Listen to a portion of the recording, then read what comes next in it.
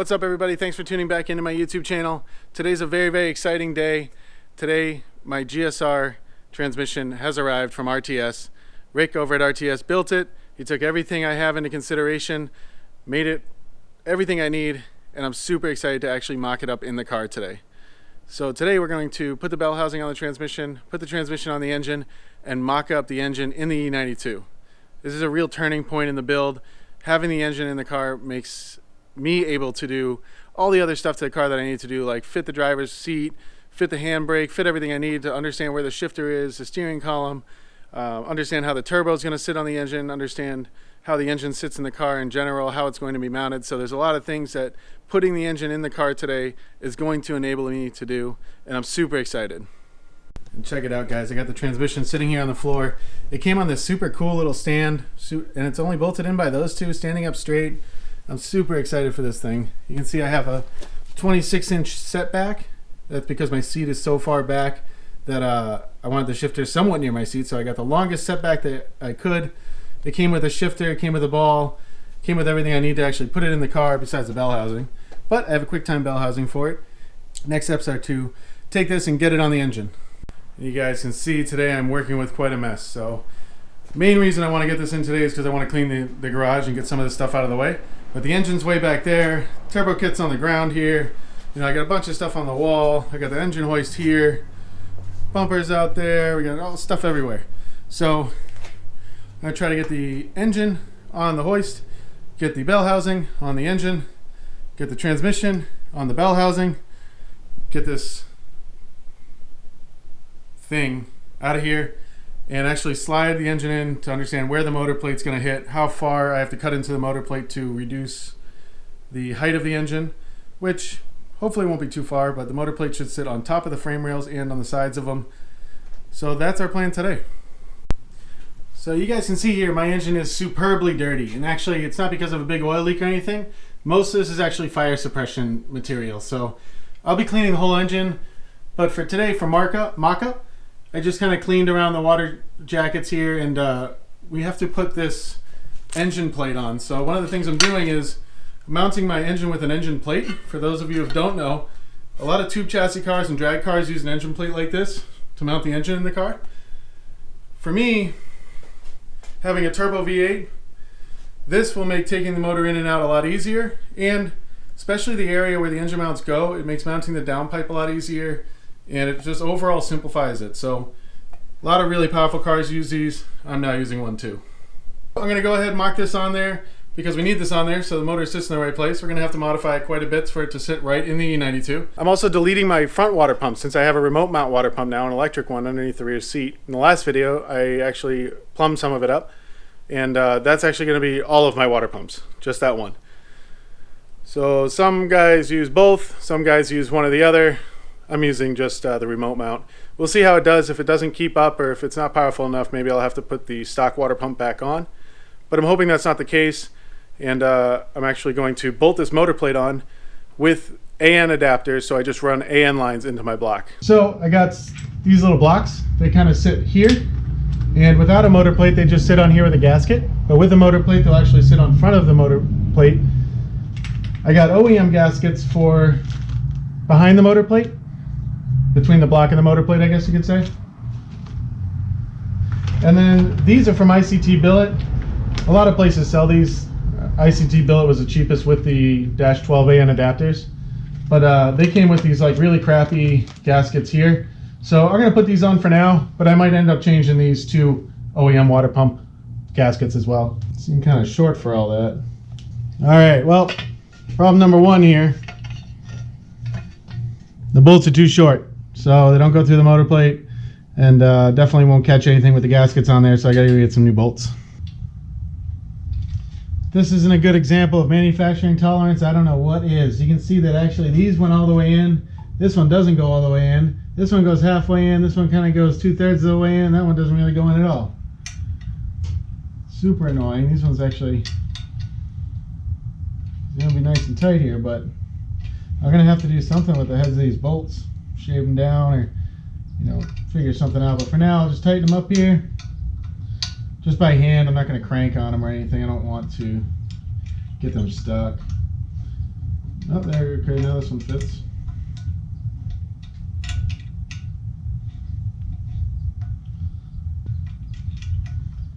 Maybe it's because I bought the black bolts instead of stainless steel ones. I'm not really sure. But we'll get this reasonably tight in here, and there we go.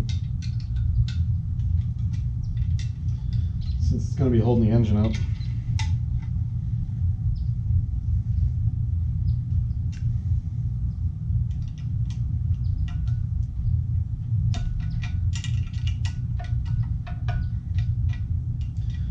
I betcha this one's going to be really tough to get out of there.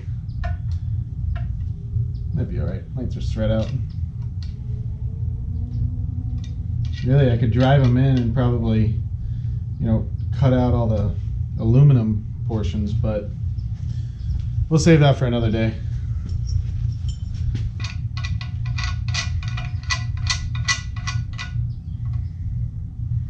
So on LS's, I don't really remember which one's which, but this is in and this is out, or this is in and this is out.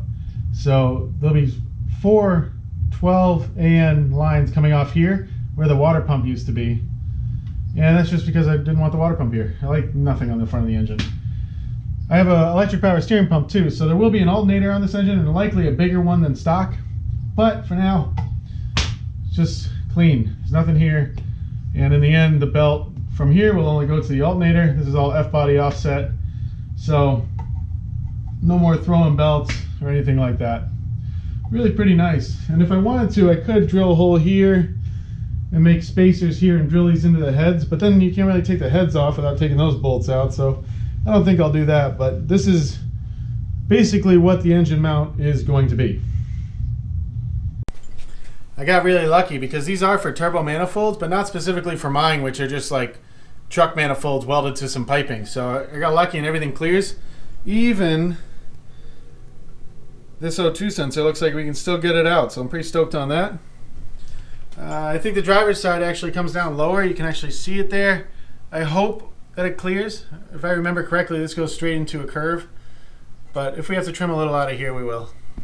Always makes me so nervous to just have an engine hanging on the engine hoist, but it's kind of a necessary evil to do stuff like this, and I don't know how else you do it. I guess put it on a tire while you bolt stuff to it, but which honestly I may do.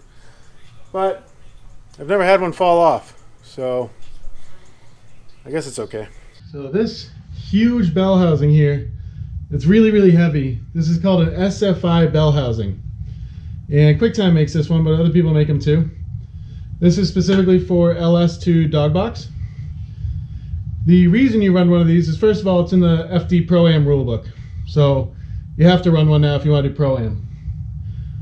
But really, its intention is if the clutch decides to shatter or break, it can actually fly out of your aluminum bell housing and through your floor and break some people's feet, most likely in your passenger area. So that happened a couple times last year, not to me, but to some friends. And now they mandate this SFI bell housing. Probably a good thing to have anyway if you value your feet. But I also have one now, and we're going to put that on next. So I ended up having to take the flywheel off because I had forgotten that these bell housings come with what's called a scatter shield. So this is what a scatter shield looks like. It's actually to protect your block in the case that your flywheel does decide it doesn't want to be one piece anymore and fly out of the car. So the flywheel protects a lot of it, but the oil pan is made of aluminum, this back thing is made of aluminum, so this kind of covers the rest of it. It's called a scatter shield. So that goes on first, then the flywheel would go on, then the bell housing would go on. But since this is just for mock-up today, I don't have my clutch and flywheel yet. I'm going to put everything together without that stuff. You can see it's quite easy. It just sits on there like that. I mean, it looks really, really huge. And they actually do make smaller versions of this, but if you... Wow. Guess I'll put a bolt in it and then talk. I don't think you can really hurt this thing, but I did nick the side of it. I think I just chipped the paint off. Either way, I got a bolt this time.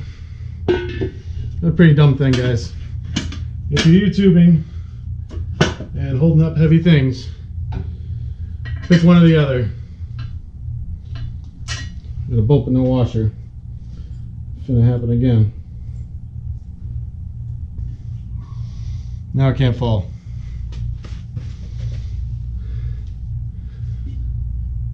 You know, your pilot bearing shouldn't fall out like that.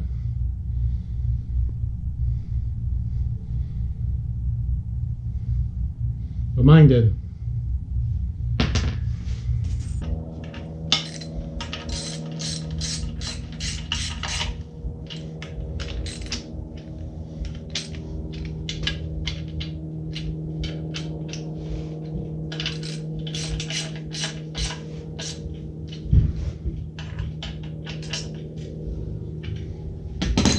Alright, bell housing's on. Now, you can see there's no slave cylinder, there's no clutch, there's no flywheel, there's nothing in here. I need to make engine mounts and make a transmission mount. I also need to figure out a lot of things inside the car based on where the shifter is. So, I'm just going to slam the transmission onto here, then I'll be good to go to mock it up in the car. That's why there's nothing in here, it has to come out again anyway. So this bell housing came with two sets of bolts, and I just kind of figured one was for the transmission to the bell housing and one was for the bell housing to the engine. Turns out it looks like they're just two different versions of the same bolt. I'm not sure why you'd want a 12 point instead of a normal 6 point. Maybe if you want to, maybe if it's a real tight application, I'm not sure. But now I got to find bolts for this because these don't fit it. Hopefully I got something that'll work. Well guys, I should have read the directions because these bolts are for bell housing to the block. These bolts are for the bell housing to the scatter shield. And you put nuts on the back of them. I was wondering what the nuts were for. Alright guys, this is pretty funny. So I looked all over the place. I got bolts down there. I looked all over the place for bolts that would fit, and I found these, which are just a little bit too long, but the right thread, and I only had 3 of them. I marked them all, I got the angle grinder, and I went to go get the extension cord to plug the angle grinder in, and I passed this bag. And this bag is the bag that holds the bolts that I use to bolt my tube bender to the floor. And I was like, wait a second, those look like the right length. They look like the right size. And they are. Okay, here we go. Time to put it on the engine. Couple bolts. Actually, it's quite light in comparison. Alright guys, so my GoPro died at basically the pivotal moment in when I put the engine and transmission in the car. But I went and let it charge while I did it, and it'll probably go in and out like several more times, so I went ahead and just did it. So we've already run into our first problem though. So the motor plate is too wide for the frame rails. You can see there and over there, which I kind of expected since I knew how wide the motor plate was. So the first thing I'm going to do is unbolt the motor plate and cut about 1.25 inches off each side. We're actually going to end up cutting a lot more than that off, but that's a good start. I shouldn't have put the gaskets or anything in. I don't think I'll do that again. I'll just keep bolting it to the motor and fixing it and bolting it and fixing it. I thought I was going to be pulling the motor in and out a bunch of times to figure out this motor plate, but it turns out I can just unbolt it. So, good to go.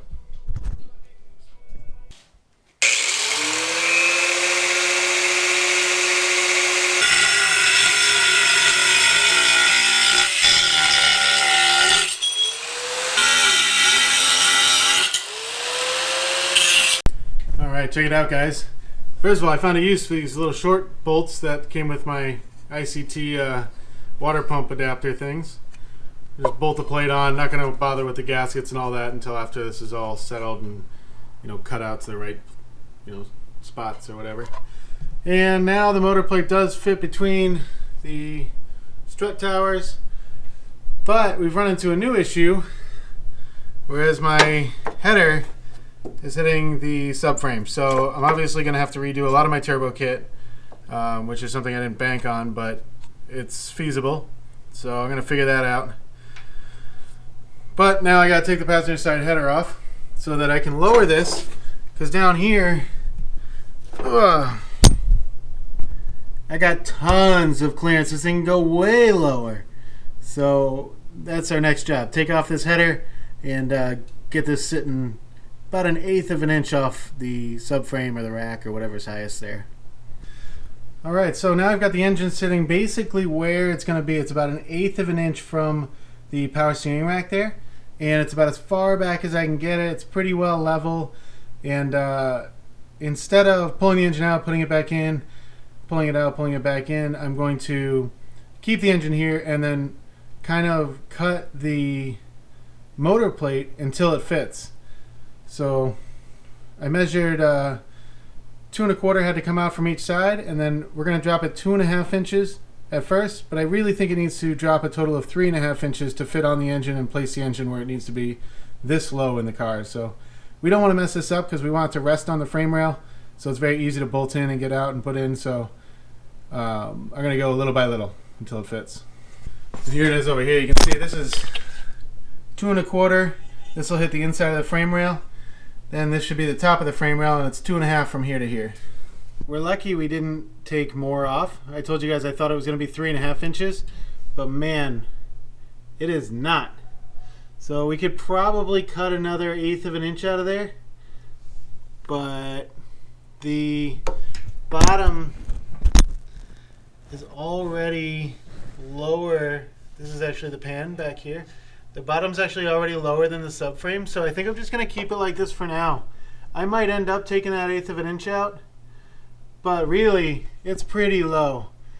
And I think I could probably move the rack down a little bit to get it even lower, so I'm going to look up to see if anybody's ever done that. Because actually, there's still quite a bit of room. It's kind of hard to see. There's quite a bit of room to the subframe still, but our F-body pan is hanging just maybe an 1/8 or 1/16 of an inch lower than the subframe already. You can see the cuts we made here. So, let me move some of these lines out of the way. So the cuts are right here, perfectly center.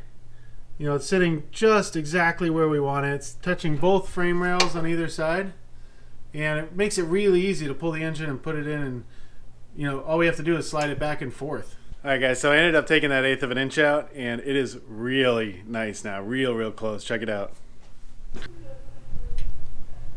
I don't know if you guys can see the gap, but there is a gap. It's just I can't get the camera low enough because there's another bar right here. But there is about maybe an eighth of an inch gap there. I'm pretty stoked on it. Alright, just one more thing I didn't explain is how the motor plate actually, you know, stays in there. It's just kind of resting on the frame rails now. So I just wanted to talk about that real quick. It just rests on the frame rails, and what we're going to do is behind here, like back here somewhere, I'm going to weld an 1/8 inch plate of metal back there, and I'm going to drill 2 holes in it and weld nuts to the back of it so that I can just put maybe one nut here and one nut here and just bolt this thing straight in every time it goes in and out. Alright guys, that's it for me. I'm calling it a night, but I'm so stoked that I got the engine and trans in all mocked up. Even if there's no clutch in it, even if there's no flywheel, even if it doesn't actually work right now, I'm just so stoked that the engine's in, and I've been waiting for this time to be able to do so many more things and get more done on the car. So very happy time for me. Like I said, it's a big turning point in the build. One of the issues we were running into though is the turbo kit will not fit with the E92 subframe the way it is. I either have to modify it, sell it, get a new one, do something, but I'll figure that out later. And otherwise, the engine's super far back, super low. Transmission, the shifter seems to land right where I need it. I might have to get a bent handle, but we'll see. But just so stoked with how everything's turning out and having the engine in the car. So we started this whole video series in January 1st last year. Here we are 1 year later, just putting the engine in now. So you can see how long it actually takes to build something like this. And that's with the engine already built. I already had the engine. So guys, thanks so much for watching. If you like this type of content, please consider subscribing. Like this video if you like this. And leave a comment down below if you have something to say or some advice for me. I always read them. So see you next time.